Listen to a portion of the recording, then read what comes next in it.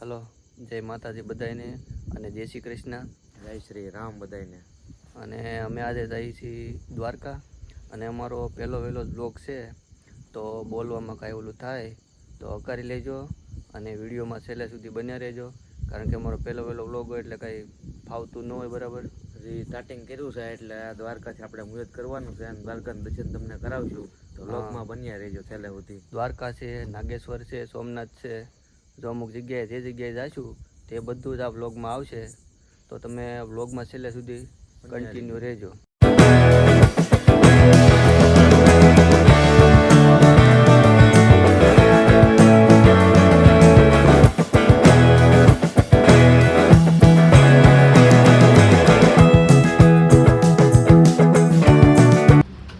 તો મિત્રો અત્યારે આપણે આવી ગયા છીએ રોડે, ઉના વટી ગયા છીએ ને ટેમ્પાને થોડીક ભૂખ લાગી છે એટલે આપણે થોડુંક એને ખવડાવી લઈ ને અત્યારે અંજવાળું થઈ ગયું છે સારું, અને ટેમ્પામાં જરાક થાકી જતા મેં કીધું જરાક બહાર આંટો મારીએ. જો આ છે પેટ્રોલ પંપ, સારામાં સારો પેટ્રોલ પંપ છે ને થોડોક આંટો મારી મેં કીધું જરાક થાક ઉતરી જાય.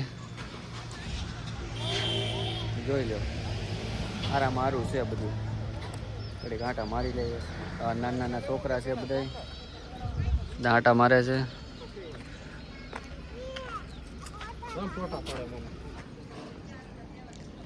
જો આ છોકરી થાકી ગઈ છે કે ઘડીક બહાર આંટો મારવા લઈ જાઓ, બહાર આંટો મારવા આવ્યા. જો આ બધા અમારી હારે છે, કુલ 27-28 જણા છે. ટેમ્પામાં થોડીક ખંકડાય તો પડે છે, તોય પણ આવે મજા. આવી સફર કરીએ તો જ મજા આવે, ટેમ્પામાં જઈને એની જ મજા છે અલગ. હાલો તો ભાઈ આપણે હવે જઈએ આગળ.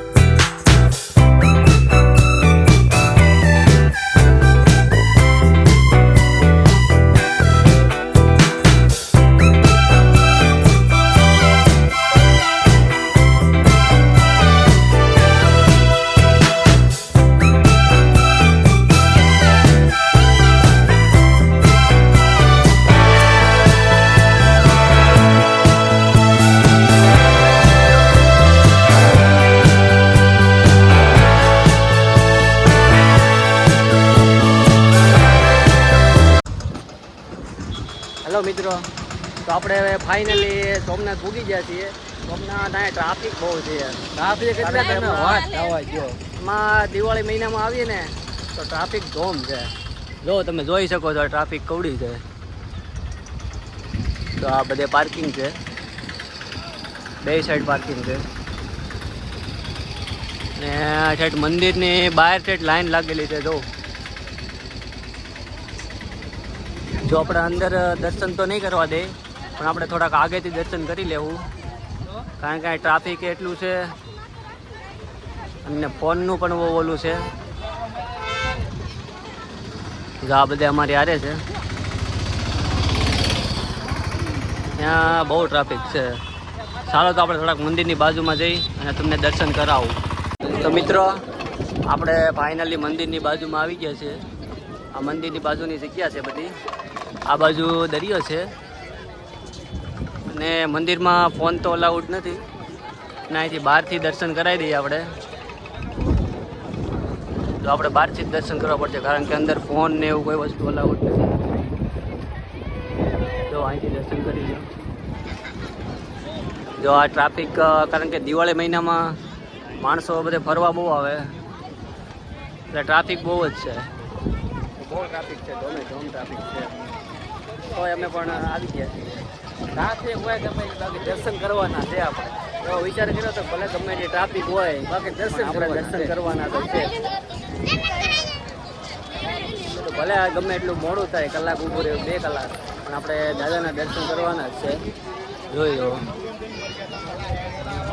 અહીંથી જ લાઈન લાગેલી છે ઠેઠ બહારથી અંદર જવા માટે. સારું હાલો તો હજી આપણે બાજુમાં જો ઉતારવા દેશે તો આપણે બાજુમાંથી પણ તમને દર્શન કરાવશું. તો મિત્રો આપણે અંદર દર્શન તો કરાવવા નહીં જવા દે, પણ જો અહીંયા બધું મોબાઈલ પર્સ ને બધું અહીં નિઃશુલ્ક મૂકવાનું છે. આ બધા રૂમ છે, અહીંયા તમારી કિંમતી વસ્તુ તમે મૂકી શકો, કારણ કે ફોન ને એવું કોઈ અંદર વસ્તુ લઈ નથી જવા દેતા. તો આપણે મોબાઈલ અહીંયા જ મૂકી દેવું અને પછી બહારથી જ બ્લોક બંધ છે. સારું જો. તો મિત્રો આપણે અહીંથી દર્શન કરી લો, કારણ કે આપણો ફોન જમા લઈ લીધો હતો અને હવે આપણે અહીંથી દર્શન તમને કરાવી દઉં છું. તો અહીંથી જ દર્શન થાય એમ છે, કારણ કે ફોન અંદર અલાઉડ નથી. જો આ બધા ભક્તો છે, બહુ ઝાઝી ભીડ છે. અને હવે અમે જઈએ છીએ દ્વારકા. તો આપણે મળીએ હવે આગળ જઈને. ત્યાં સુધી વિડીયોમાં કન્ટિન્યુ બનાવી રહેજો, કારણ કે તમને બધાને દર્શન કરાવવાના છે બધા મંદિરના. તો ત્યાં સુધી તમે વિડીયોમાં રહેજો. અમારા યુટ્યુબ લોગર રો આ ભાઈને હોટલ ચાલુ કરવાની છે હમણાં, એટલે ટેલિંગ લે છે કેવી રીતે પીરવવું હોય એમ.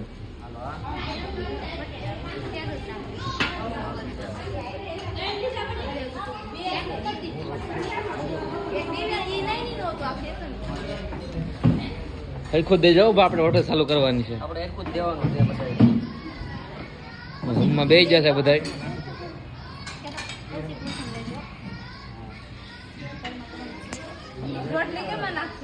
આ બધા છે ને, આ બધા આપણે હેરેસ છે. તમારે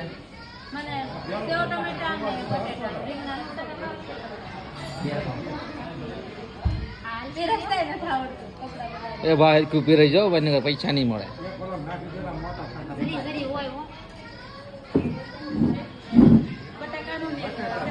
આ ભાઈને ભૂખ લાગી છે તો મેળા ખાવા. આ છોકરો જો સાહેબ પીવે છે. આ અમારે છે ભરતભાઈ, એને બહુ ભૂખ લાગી છે, ચાલુ કરી દીધું એને ખાવાનું. ભાઈને ઘરના છે, એની બેબી છે તો જેટલી ઘા કરે છે એને ખાવું નથી, પણ હવે ખાવું જોઈએ એવું લાગે ને. પ્રાણે ખવડાવે છે રાવડા બધા. જો આ કાક કે છે બોલો. જો આ બેન ખીજાઈ ગયા.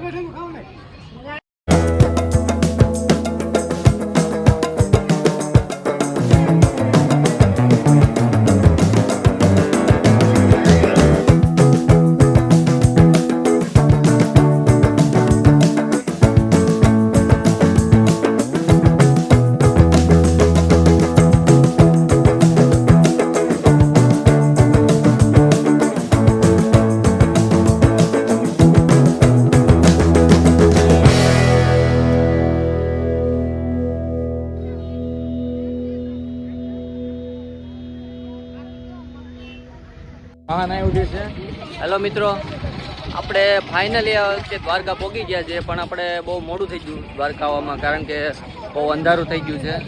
પણ અંધારામાં જો તમને દર્શન થાય તો દર્શન કરાવું. ત્યાં અંદર ઉતારવા તો નથી દેતા, પણ જો આ ફોન લઈ જાવ પણ અહીંથી તમે દર્શન કરી શકો છો. જો આ દ્વારકાધીશ છે, એવું દર્શન કરી લો.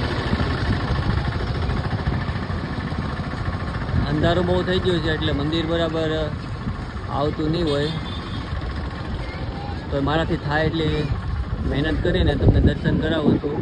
તો દર્શન કરી લો. જો આ છે દ્વારકાનો નજારો, તમે જોઈ શકો છો કેટલું માણસો આવે છે. ત્યાં બહુ ઝાઝુ માણસો આવે છે, કારણ કે કૃષ્ણ ભગવાન છે અને અમારી હારે આ બધા માણસો છે.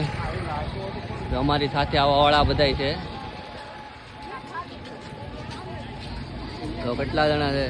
અરે 32 જણા છે, બધા આવે છે. તો ચાલો આપણે બાજુમાં જઈને દર્શન કરીએ હવે. તો મિત્રો આપણે ફાઇનલી હવે દ્વારકાધીશના મંદિર સામે પહોંચી ગયા છીએ. તો તમે બધા દર્શન કરી જુઓ. જો આ દ્વારકાધીશનું મંદિર છે, અંદર ફોન અલાઉડ નથી. તો અમારો ભાઈ ને બધા જાય છે. કારણ કે અંદર ફોન લઈને જ જાઓ તો એટલે અહીંથી જ ઉતારવું પડે. તો તમે અહીંથી દર્શન કરી શકો છો. જોઈ દો છો દ્વારકાધીશ.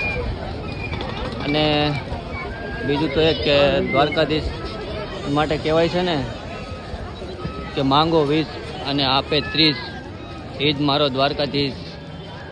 તો આ આપણા દ્વારકાધીશ છે. તમે દર્શન કરી જુઓ. મારે તો ઘણા દિવસથી મારી ઈચ્છા હતી કે હું દ્વારકાધીશ મંદિરે જાઉં અને દર્શન કરું.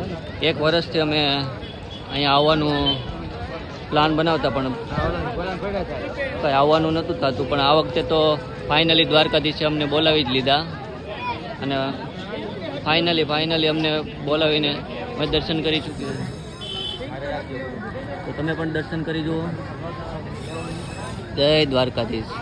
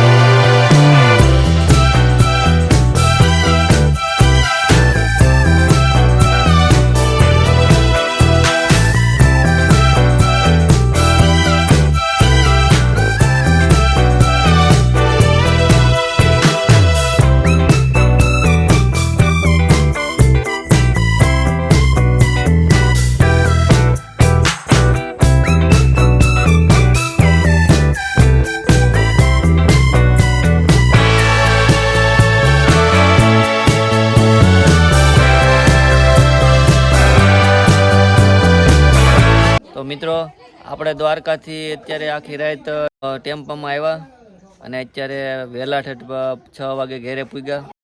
બધા થાકી ગયા છે અને આખી રાત સફર કરી અને આવ્યા છીએ. જો આ બધા થાકી ગયા છે. મોડું થઈ ગયું એટલે પછી કઈ વ્લોગ ને એન્ડિંગ નતું આપ્યો. અત્યારે એન્ડિંગ આપી દઈએ. એટલે અત્યારે હજી તો નાસ્તોય નથી કર્યો. અત્યારે બ્લોગ એન્ડિંગ આપશું. જો તમને વિડીયો પસંદ આવે તો લાઈક, શેર અને સબસ્ક્રાઈબ કરી દેજો.